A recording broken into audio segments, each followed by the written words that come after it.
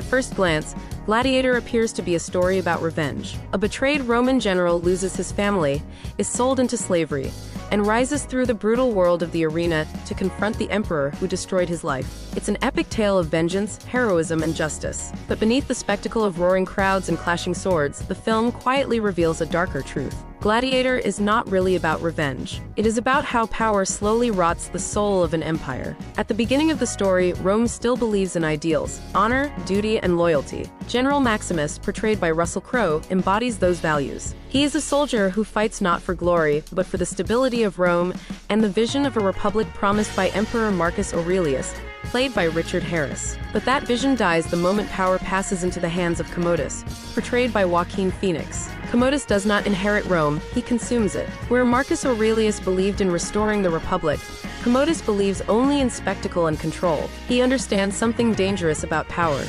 People will tolerate corruption as long as they are entertained. The Colosseum becomes his greatest weapon. Blood becomes politics. Violence becomes distraction. The arena is not merely a place for combat. It is a stage designed to keep the masses cheering while the empire quietly decays behind the scenes. Maximus's transformation into a gladiator exposes the system's deepest corruption. The greatest general of Rome, once the empire's defender, is reduced to a disposable performer for the crowd. His skill, loyalty, and sacrifice mean nothing once they threaten the authority of the throne. This is the film's most unsettling revelation. Empires do not collapse overnight. They rot from the inside. The people cheer. The leaders indulge their power. Justice becomes theater. And the very men who once protected the state are discarded the moment they become inconvenient. By the time Maximus finally confronts Commodus in the arena, the fight represents more than personal revenge. It is the last gasp of a dying ideal.